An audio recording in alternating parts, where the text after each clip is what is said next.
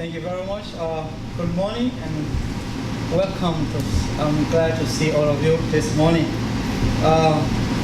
My presentation this morning is kind of personal reflection on my activities in West Africa, having worked in Nigeria and serving as our union director for family ministries and stewardship, and seeing that there are a whole lot of stuff that we need to improve. And coming here to study the IAS also influenced my thoughts about theological education, especially in West Africa.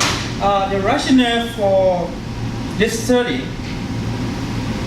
is that the Seventh-day Adventist Church started in the 1860s. And because of their large number of budget being allocated yearly to promote evangelism in West Africa. In fact, West Africa church membership forms part of the 18 million more membership of the Seventh-day Adventist Church.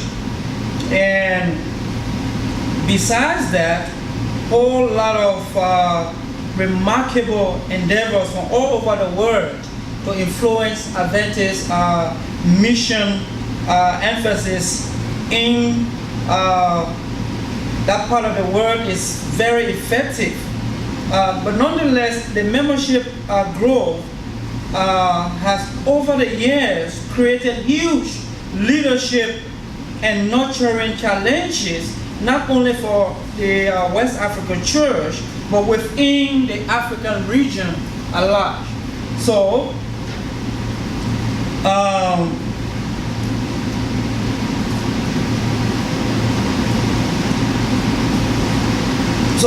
I'm trying to say that the theological system in West Africa has an unlimited blueprint for treating the immense membership or members flow in leadership crisis as well.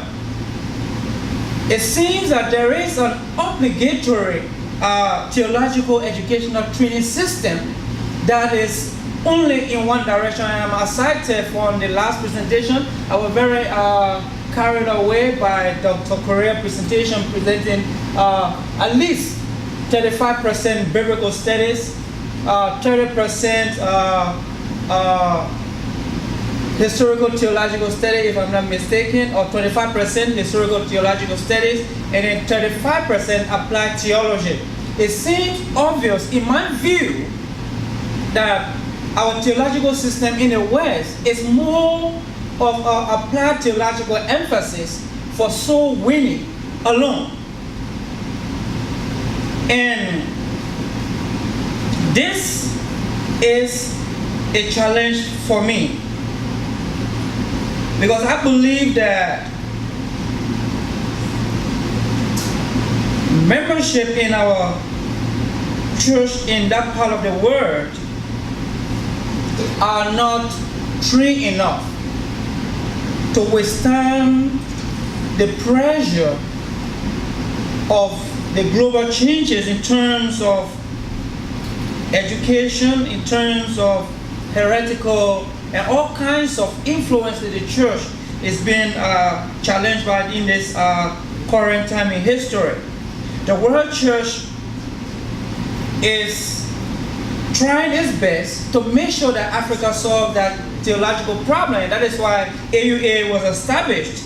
And during the very first graduation, not the very first graduation, but in the General Conference session in 2010, the then President, Dr. Pripon Owusu Antwi, he said that the growing membership of the Seventh-day Adventist Church on the continent of Africa have brought tremendous challenges in leadership needs and nurturing capacity at various levels of the church.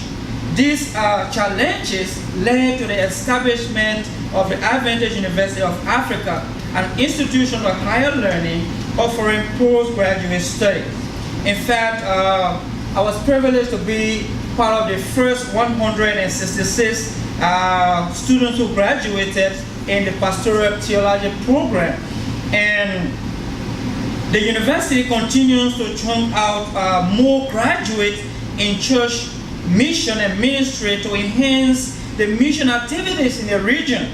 And furthermore, besides that, other seminaries in West Africa also continue to train and make pastors and leaders with undergraduate theological qualification in pastoral ministry.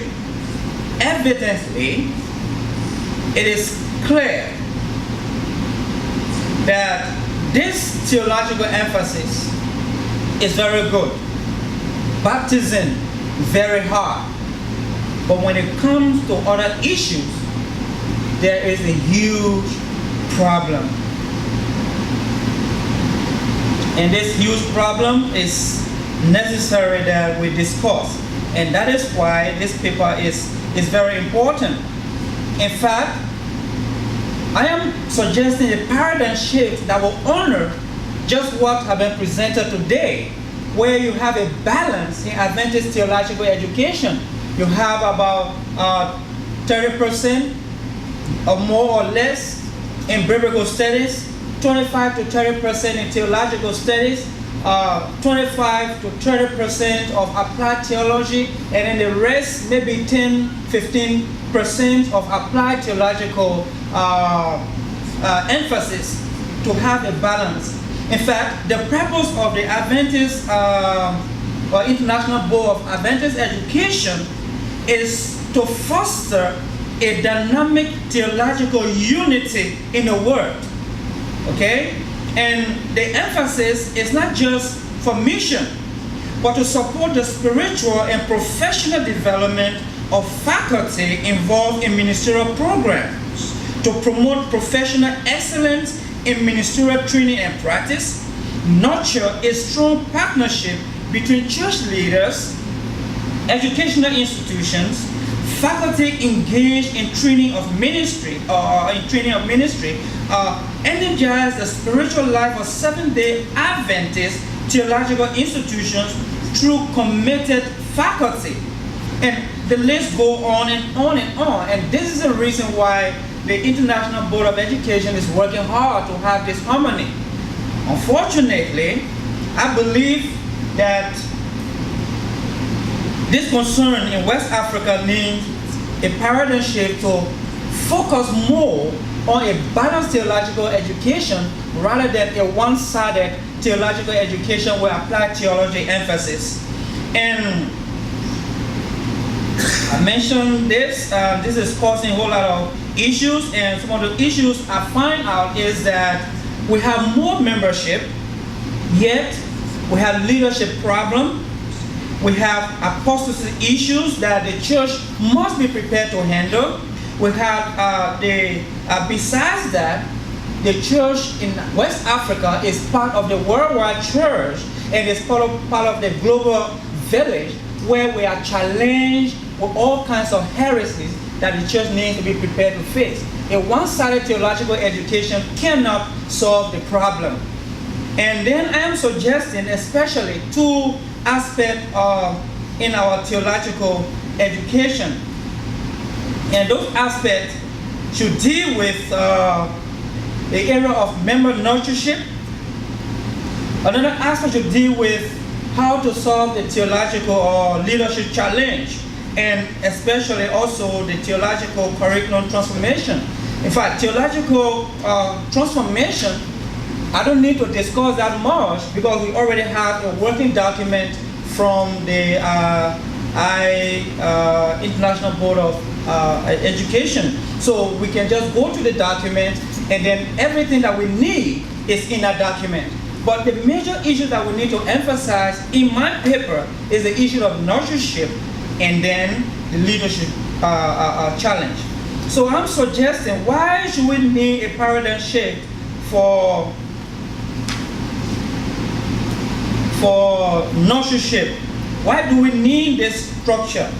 In my opinion, nurtureship focuses on equipping members within a holistic biblical study approach for the purpose of growing in their physical and spiritual walk with God. This task is, go back.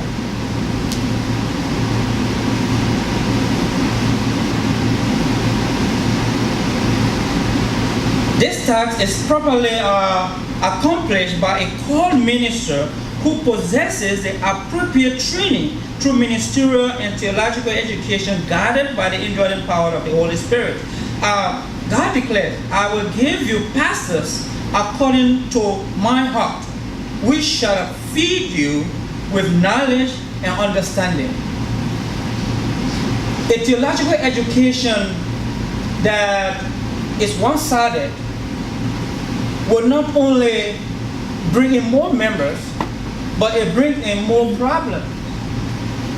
But if you have, I don't expect AUA to do everything for Africa. I would expect Africans, West Africans, to emphasize theological education that make them to be scholars, to discuss theological issues that confront the continent, rather than just winning souls and filling the churches and getting a report, or there are a whole lot of huge membership in the church in Africa.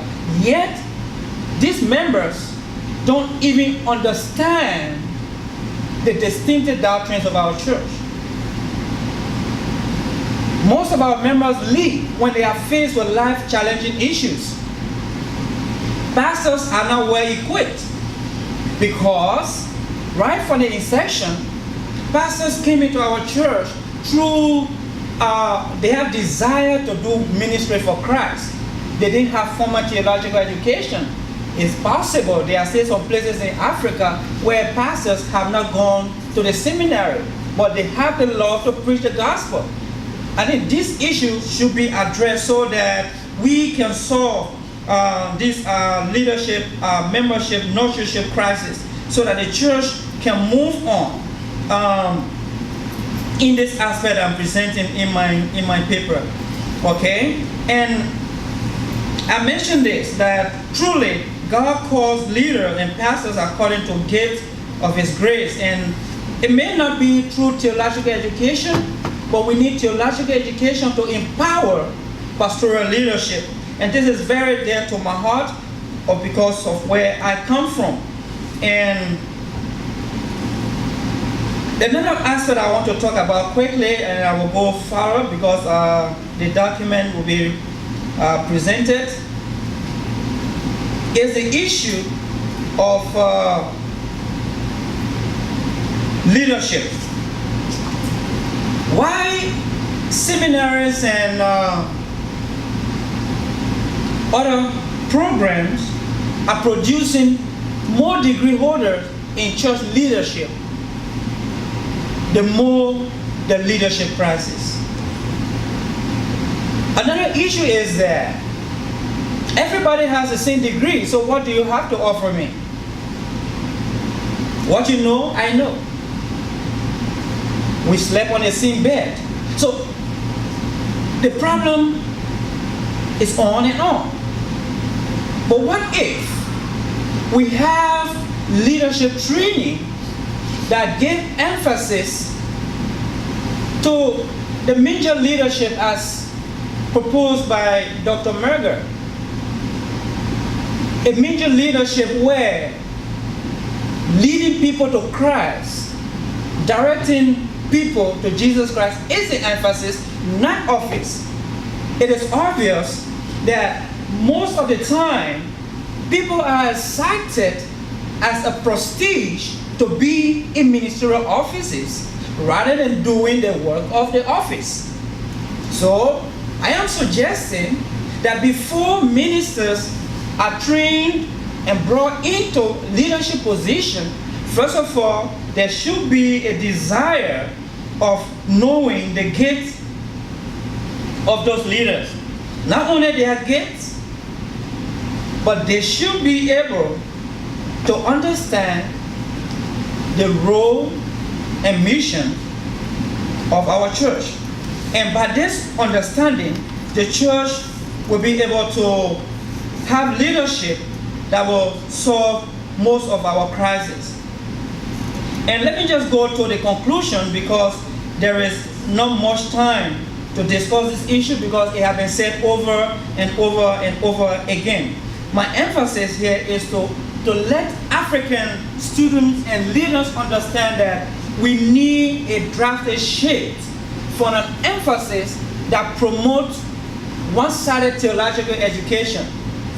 I think I would suggest that enough should be for the DME for now, so that we can emphasize other theological education, so that we can train professionals, scholars, who can stand the test of time. I understand the need, the desire of the world church to have more pastors, DME professionals, because we will have more membership in the church. We, African church, will not always be at the receiving end for theology to be done for us, so that we can use that theology to do God's work. We must be able to do theology from the African perspective, so that we are able to solve the African problem. And that is the essence of this presentation this morning. And in conclusion, as I mentioned previously, the IBMTE recommendations for ministerial and theological education present a starting point for a paradigm shift in theological education in West Africa. In addition, theological education in West Africa needs to embrace a curriculum that emphasizes the need for a gift-based ministry focus. In this way, the various strengths and weaknesses of the pastors in training according to their spiritual gifts will be identified early in order to help in future appointment strategy. In other words, qualified personnel with teaching skills will be identified for professional assignment. Missional leaders will be identified and nurtured for future administrative needs. Pastors in training will be assigned to their right kind of congregation whose gift best minister to the nurtureship needs of those various membership groups of the church in West Africa. And this is very important. I believe that when somebody comes from maybe from the undergraduate level who have not experienced a pastoral job, but that brother is my friend and he comes to work, all I need to do is to assign him, or you are going to be in that church, without even knowing the strength and capacity. So these things are very important, so that we can have a growing church, not only to receive membership, but to be qualified to withstand the pressure, the heretical challenges the global church is facing each day. And I don't need to wait for somebody else to give me the application to apply, because I am already trained, and we all need to be trained to meet that demand. Thank you very much. Thank you, Pastor Kollie, for the presentation.